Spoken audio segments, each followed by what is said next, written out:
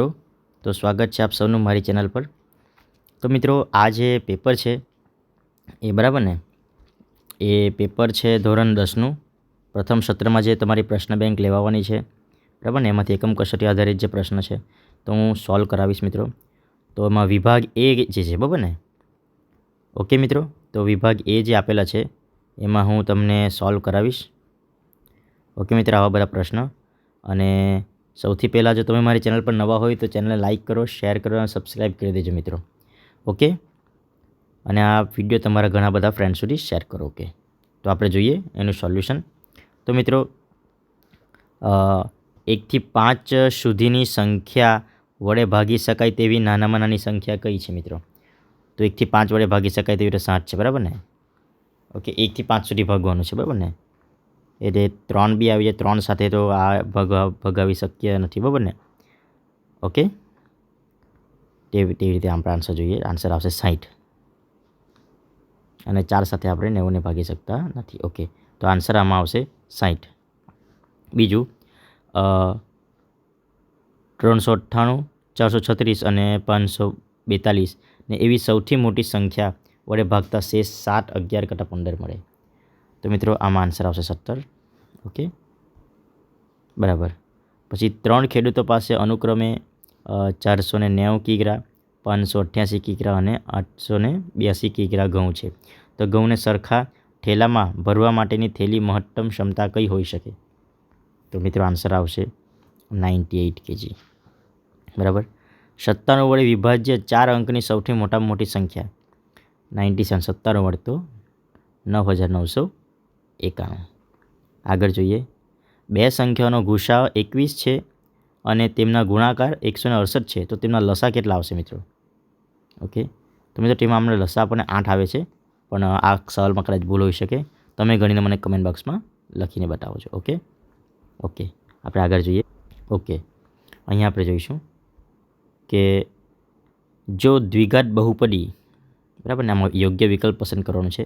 જો દ્વિઘાત બહુપદી p(x) બરાબર -6x² માઇનસ x બરાબર k હોય તો એનો શૂન્ય ગુણક -1/3, તો k ની વેલ્યુ મિત્રો અહીંયા 2 આવશે, ઓકે ઓકે 2। જો આલ્ફા અને બીટા એ બહુપદી p(x) બરાબર ax² + bx + c is not equal to 0 નો શૂન્ય હોય તો આલ્ફા વત્તા બીટા, આનો આન્સર શું આવશે માત્ર મિત્રો? -b/a ગણી લેજો બરાબર તમે। જો બહુપદી x² - 3ax નો એક અવયવ x + 1 હોય બરાબર, તેમાં આન્સર આવશે 1 આન્સર આવશે, ઓકે। આગળ જોઈએ,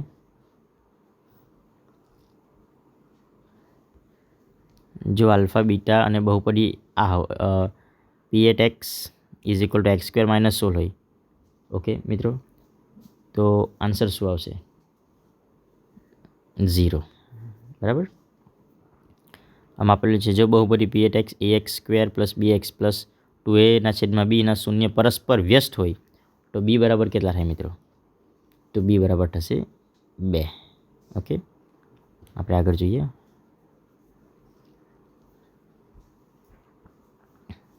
મિત્રો આ પેલું તમારે ગણવાનું છે, દરેકના 2 ગુણ છે બરાબર ને, તે પ્રમાણે વિભાગ સીમાં બી તમે સવાલ જોઈ શકો છો કયા કયા પ્રકારના આવી શકવાના છે।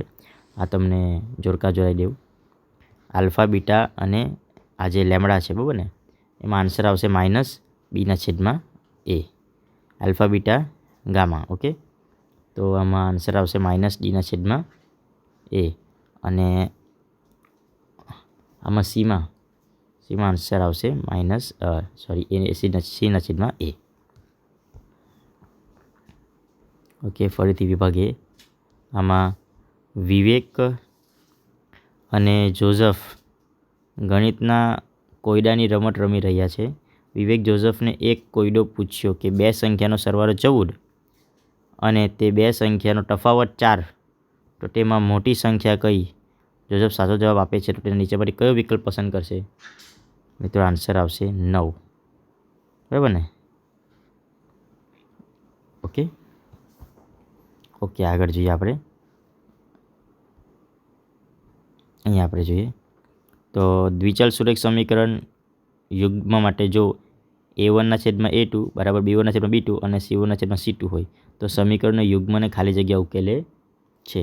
તો મિત્રો આમાં અનંત ઉકેલ આવશે. બરાબર, આગળ જોઈએ.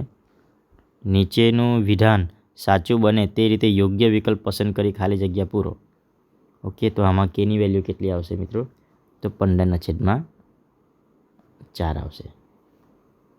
બરાબર, અને નીચે 3x + 2y = 5 અને 2x + 3y = 10 હોય તો x + yની વેલ્યુ કેટલી આવશે? x + yની વેલ્યુ આવશે 3. બરાબર, આગળ જોઈ લઈએ આપણે.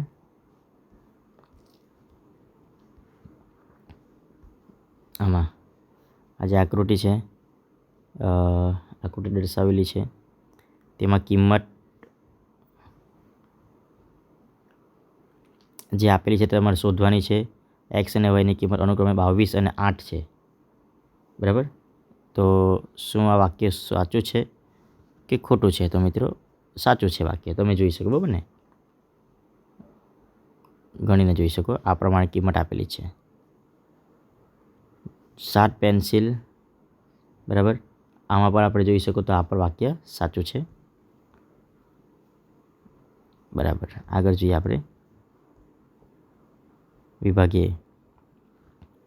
ગણિત શિક્ષકે વર્ગમાં A(x1 y1) અને B(x2 y2) ના અંતર સૂત્ર પૂછતા સુમિતે આ જવાબ આપે છે અને સરસ્વતી આ જવાબ આપે છે. બરાબર, તો નીચે પૈકી કયો વિકલ્પ સાચો છે મિત્રો? બંને જ સાચા છે. સુમિત પણ સાચો છે અને સરસ્વતી પણ સાચો છે. માત્ર સુમિત સાચો છે, માત્ર સરસ્વતી સાચી કે બંને સાચા છે? આ બંને સાચા છે. બરાબર, આ કૌંસમાં 5 અલ્પવિરામ 5 5 શૂન્ય ને 0 5 ખાલી જગ્યા ત્રિકોણ, તો સમદ્વિબાજુ આવશે. આગળ જોઈએ આપણે. નીચેનું વિધાન સાચું બને તે રીતે ખાલી જગ્યા પૂરો. તો મિત્રો શું આન્સર આવશે? એમાં બિંદુઓ 6 -2 અને -6 ને જોડતા રેખાખંડનું મધ્યબિંદુ કયું આવશે? તો મિત્ર 0 0. x અક્ષની કઈ બિંદુના અંતરે ખાલી જગ્યા કહે છે?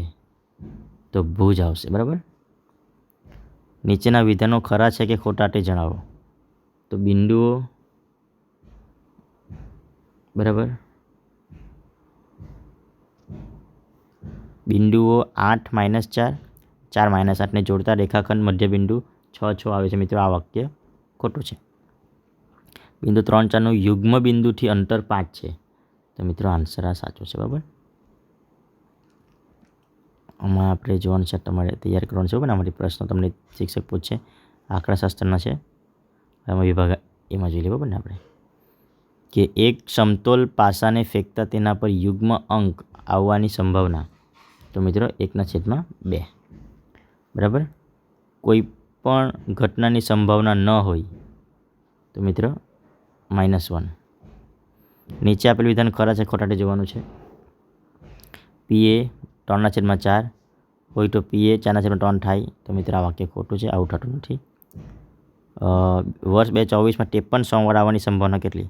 મિત્ર 2/7 આવશે. બરાબર ને, 3/7 આપેલ છે. આ વાક્ય બી ખોટું છે. ઓકે, આગળ જોઈએ આપણે. નીચે આપેલ પ્રશ્નને એક વાક્ય આપવાનું છે. અશક્ય ઘટનાની સંભાવના કેટલી હોય છે? ઓકે, તો તમે એક વાક્યમાં લખી શકો અહીંયા. બરાબર, અહીંયા આપણે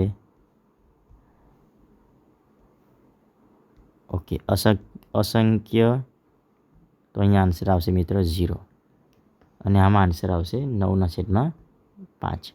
ઓકે મિત્રો, વિડીયો ગમ્યો હોય તો લાઈક કરો, શેર કરો, સબસ્ક્રાઈબ કરો. Thank you.